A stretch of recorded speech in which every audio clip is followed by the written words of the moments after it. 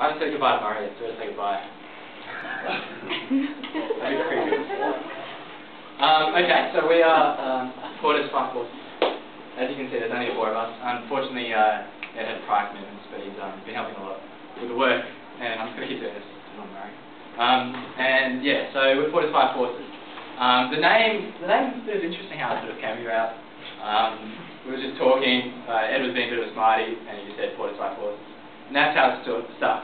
And I guess it was quite ironic because as we progressed as a group, we were all so different. We all had such competing ideas, and some of us don't get along because we had such polarizing ideas. And it was awesome. That was a great experience. And working with all you guys in the group, we always had these competitive forces sort of pulling us apart. The threat of internal group, which was great though, great experience. So, you know, we had the name, and then we're trying to find an idea. And I guess the last group sort of really touches on how we came to our idea. I remember the last group mentioned celebrities and how people changed how they view celebrities. And I guess that idea of change sort of echoed in our thoughts. And when people, you know, came up with authoritarian leaders and transformational leaders, we wanted to find out what sort of encompassed all of this. And in our discussions, Jun really brought it up. Jun has a fascination with authoritarian-style leaders. I don't know if it's because he's from North Korea, but he loves Hitler, for example. And at one point, the question was asked, would Hitler be a good leader if he was placed in, let's say, the United States or Australia, or was he just a good leader because he was there at the right time, in the right place? And that question really sort of started our thought process. If you think about your leaders, so if you think about Bob Hawke, would Bob Hawke have been a successful leader in the 2000s? Would Nelson Mandela have been a good leader in Compton, for example? And all those sort of issues. So we sort of explored this idea of context and just how important was context in defining a leader. Is a leader defined by his or her own experience, their own views, or are they defined by the place they're in?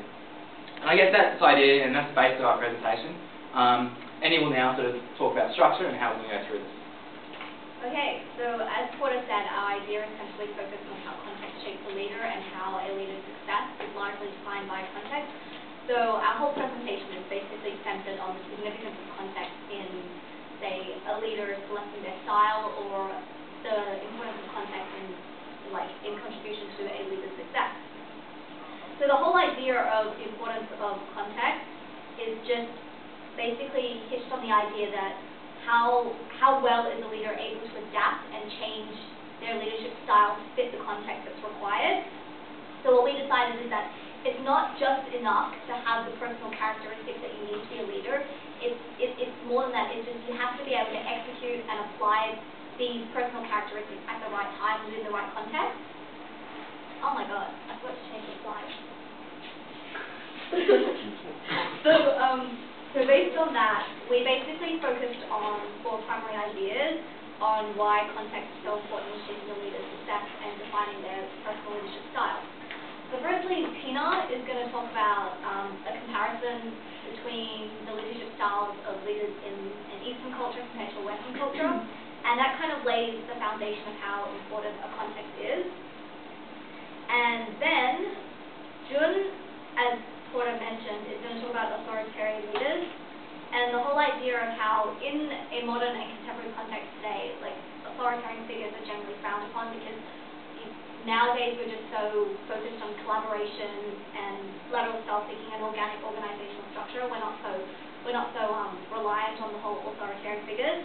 But Jun has managed to find, he uses 2 case studies to explain why, to challenge this perception that authoritarian leaders are nowadays frowned upon. And therefore it kind of prefaces the importance of how important it is to take account of one person's context before you judge how successful their leadership method is. Then Michael is going to talk about how, in order to be a good leader, you need to be able to adapt to the fast-paced environmental landscape, and how you need to anticipate changes in advance. So again, rendering the importance of context. And Ed, who's not here, but Michael will talk about Ed's part, he talks about how it's important to find a leadership style that is compatible to the organizational structure, because obviously different organizational structures require different leadership styles. And based on these 4 ideas, the general gist of our presentation is that a leader's style and success is largely determined and shaped by the context in which they are placed in.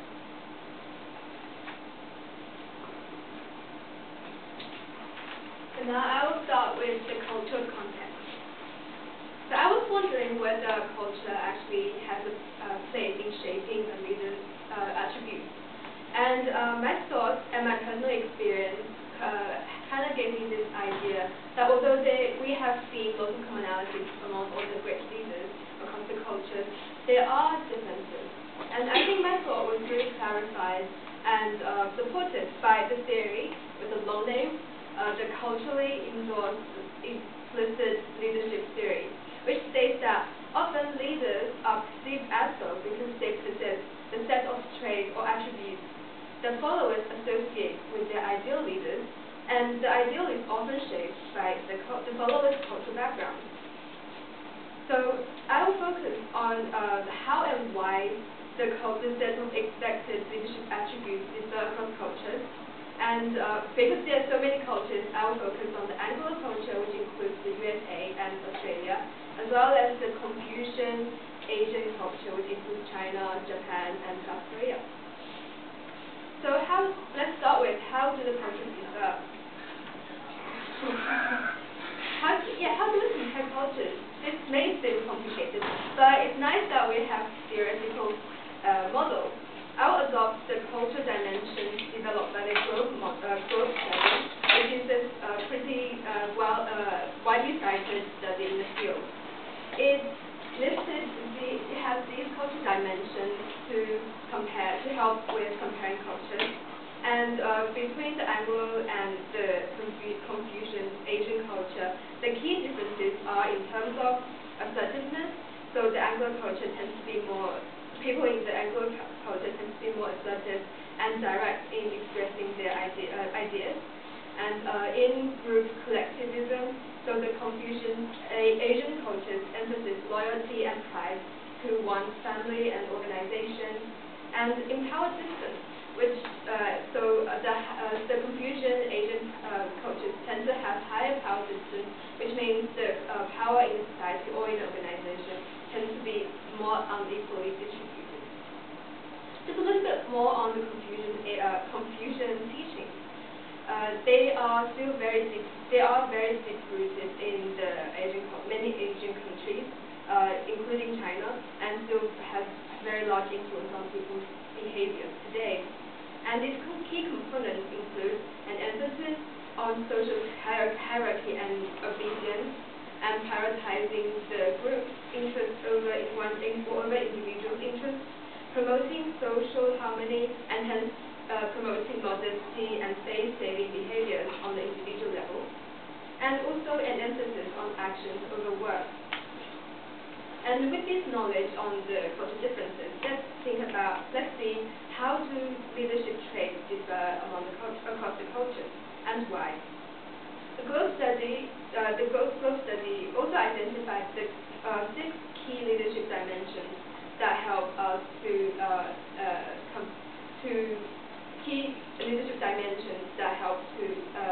categorize the leadership traits among the leaders. So they include charisma, team-oriented behavior, participative decision-making, humane-oriented behavior, autonomous or individualistic leadership, and self-protective behavior. The key differences between the Anglo and the Confucian Asian cultures are in terms of first, charisma. So firstly, the Anglo culture places greater importance on leaders' charisma as a key attribute that contributes to good leadership or perceived good leadership in the culture. This may be explained by the Confucian teaching in the Asian countries that emphasize action over words and modesty.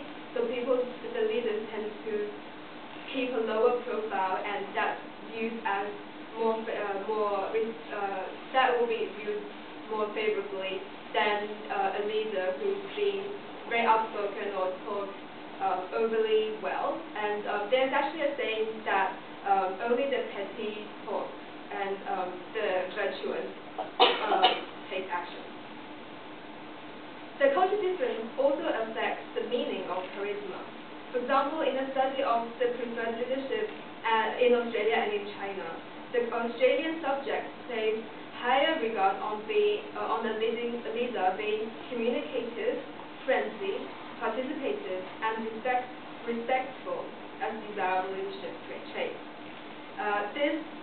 We can note that these qualities tend to attenuate the power difference between the leaders and the followers, which corresponds to the egalitarian culture in Australia and the low power distance as well.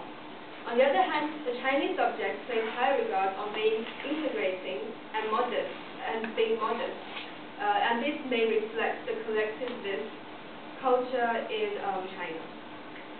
A second example of how charisma definitions differ across cultures is the Confucian perception of charisma tends to be quieter, as I sort of mentioned before, and the Anglo perception tends to be more outspoken.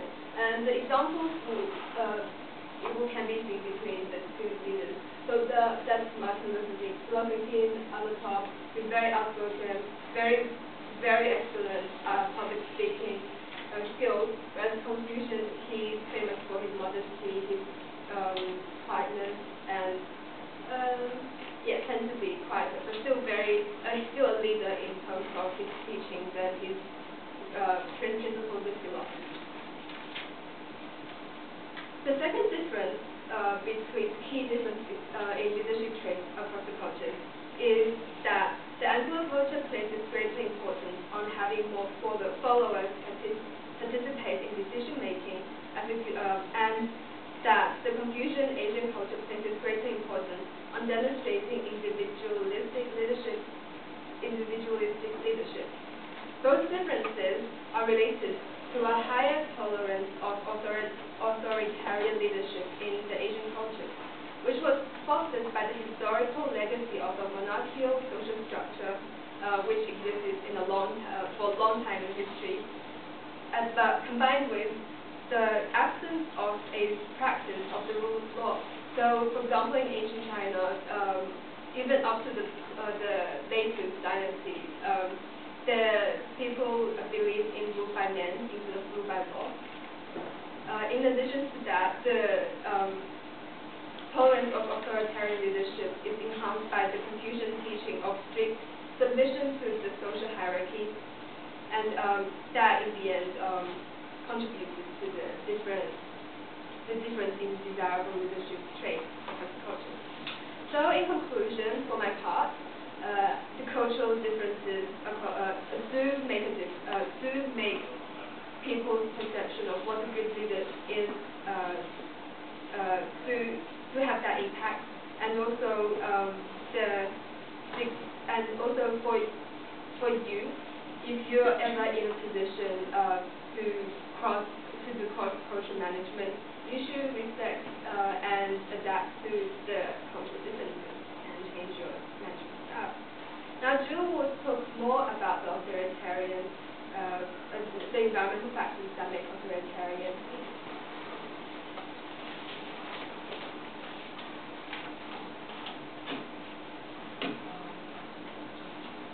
Thanks, Tina.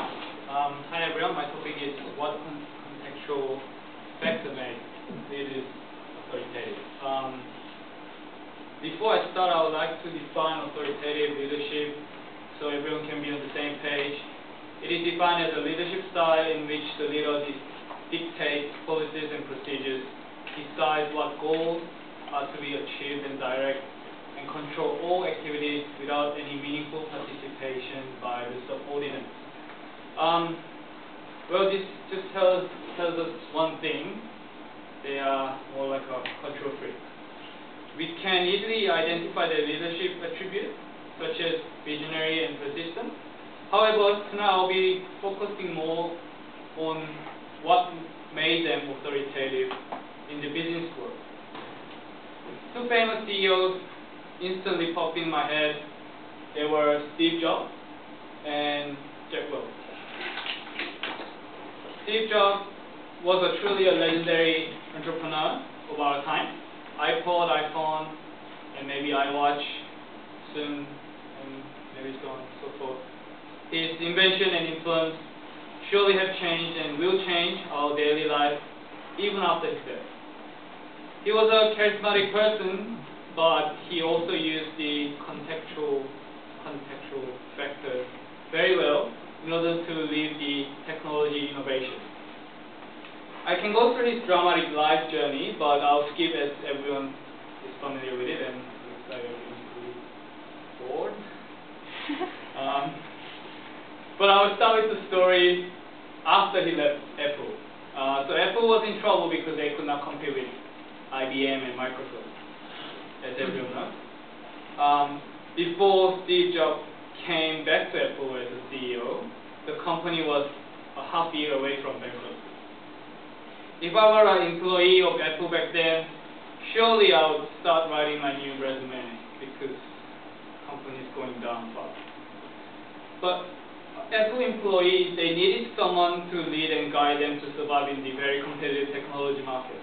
Steve Jobs, like a Jesus Christ, as some people like to refer, came back and saved the company from $1 million debt to $1 billion profit. We can see that the internal company environment has provided him an excellent opportunity to be a great leader. Employees could not oppose him as he was persistent, and his achievement just gave him a greater bargaining power than they had.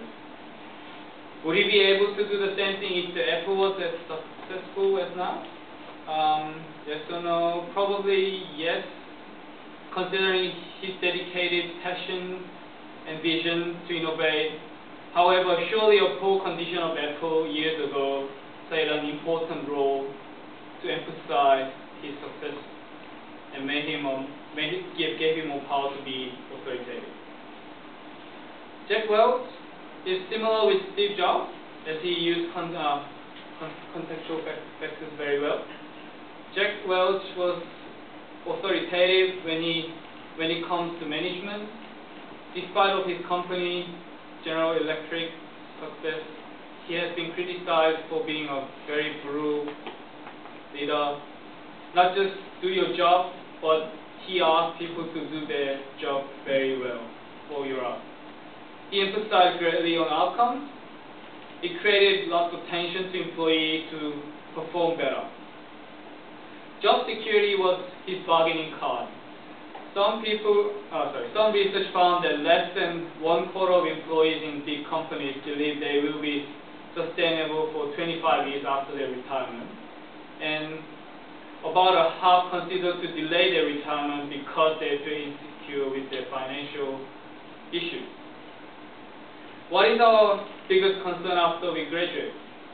I would say I can most certainly say everyone is concerned about their job security. After all, we study in the university to get a better job, not to waste our time reading books and journals, which is time. People normally retire after 65 years.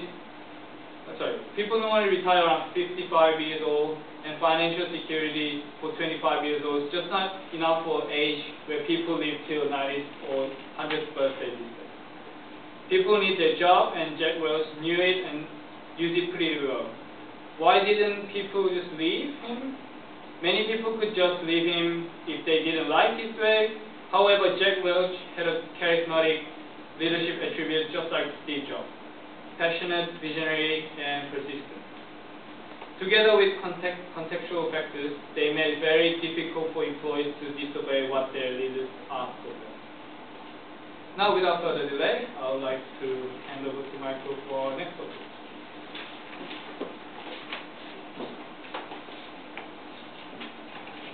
Well, I had a 9-minute speech, which looks fantastic, but I'm going to do that because it's been a long day.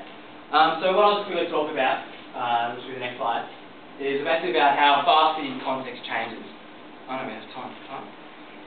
Wrap it up. Camera.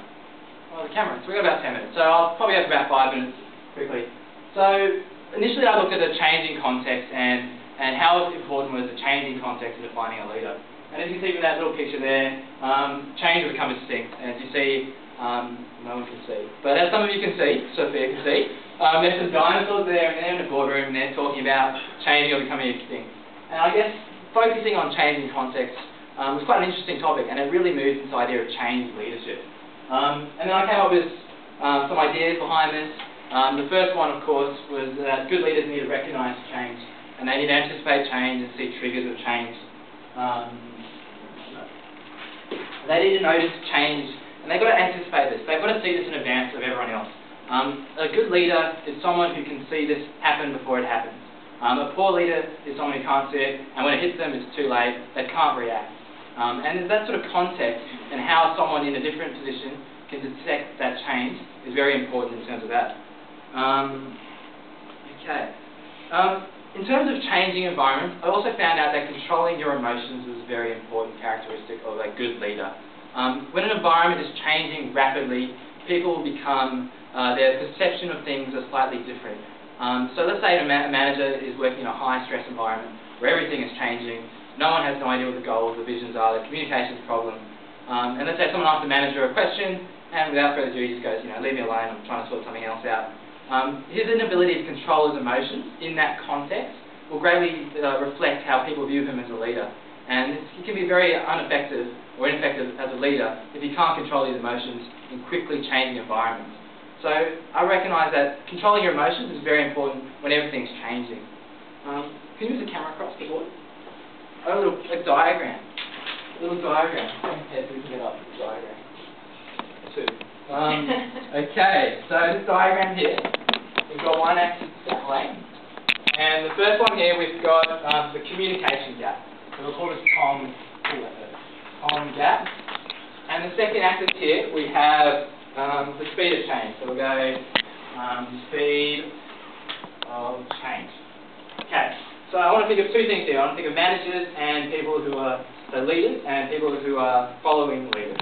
And what I recognised through our research, this was through McMurray and Rossetti in 2001, was that people who are leaders, no, that's not how many times Jenna stays in Westside. This is exactly how many leaders, those are leaders. And what you notice is that as things start moving quickly, the communication gap between leaders goes up, and those that follow leaders, they sort of hit a point where they go, I don't like this anymore, this is rubbish. And they're the people who follow leaders. And what you can see here is this gap from my expertly drawn diagram starts getting bigger and bigger. And what this means is that leaders need to be aware that as everything is changing quickly, as their context is changing, they need to recognise that the communication gap between how they communicate their vision, their strategy, all that sort of stuff, how that is important when things are changing. Now I'll go on to Ed's part, which is the next part, and that sort of links in communication again. And what we're looking here is how the organisational structure, how that sort of context, how that impacts a leader's ability to lead. 5 minutes. Okay. How that impacts a leader's ability to lead. So what we looked at here, we looked at some things about organisations that could impact how people communicate. We looked at the geographical restrictions, we looked at the size, we looked at the competitive environment, and we looked at the strategy. And overall, an underlying theme here was the importance of communicating your vision, your goals, your strategy in any context. So it didn't really matter if you're in a matrix business, if you're in a flat structure. It was always important for people to communicate their vision and their goals. If that didn't happen, the leaders were they were ineffective in different contexts. So Ed's research really indicated how important it was to communicate your goals, your strategy, your vision to everyone in the workforce. That was particularly interesting in our research. And yeah, I'll pass on to Amy to conclude.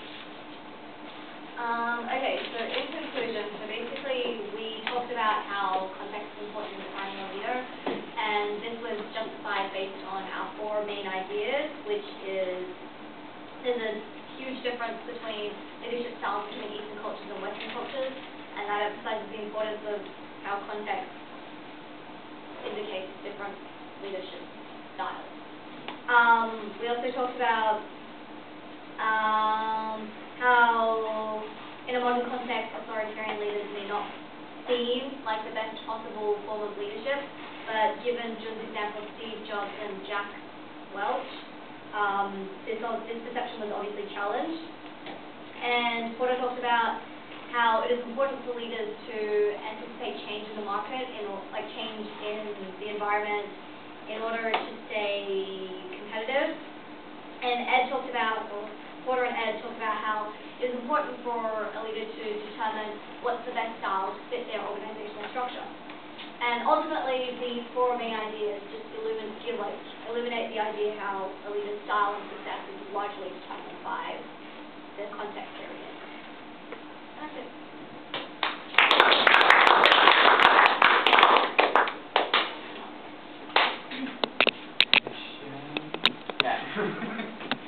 Sure. Do you think that in, say, industries as profitable and as high profile as big tech like Apple or GE, do you think that authoritarian leadership is better for the company in terms of bottom line, or is it a democratic? It was not my part, but I also had to look at the structure as well. Normally, what Jack did was he used streamlined organization, which means he can control all the activities going on not control, he can oversee. He can oversee every activity going on, which means authoritative leadership style can give you more power to actually control employees to perform better. So I think that style will work better for the high-tech company, but because we studied in different classes saying we need some kind of creativity inside the company, so I think there should be a balance between how you control and then let them really think about it.